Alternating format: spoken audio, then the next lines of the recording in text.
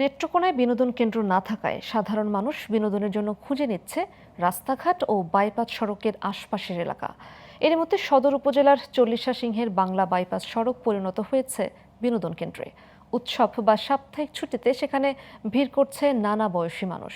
নেত্রকোনা থেকে রাজীব সরকারের তথ্যচিত্রে থাকছে ডেস্ক রিপোর্ট।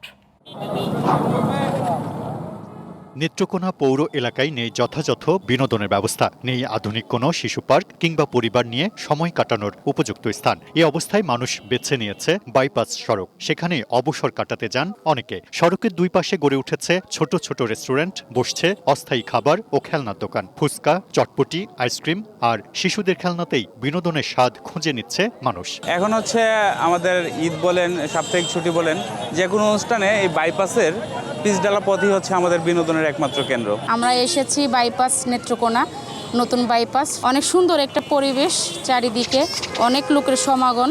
এখানে আসার পরে খুব আনন্দ লাগতেছে, নিজেকে এই প্রথম আসলাম। তো এই না আসার অনেক ইচ্ছা ছিল, ইচ্ছাটা পূরণ হয়েছে, আমাদের অনেক ভালো লাগতেছে। ঘুরতে আসা, খাওয়া দাওয়া করতে অনেক ভালো লাগছে।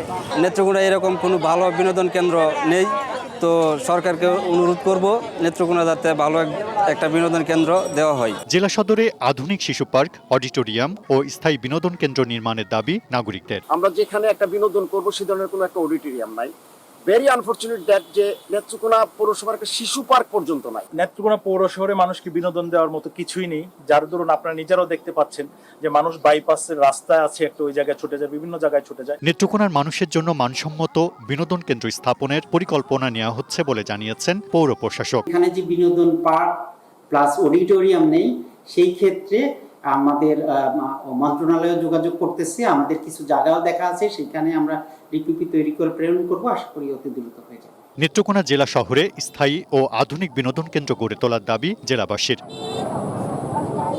Global television news desk.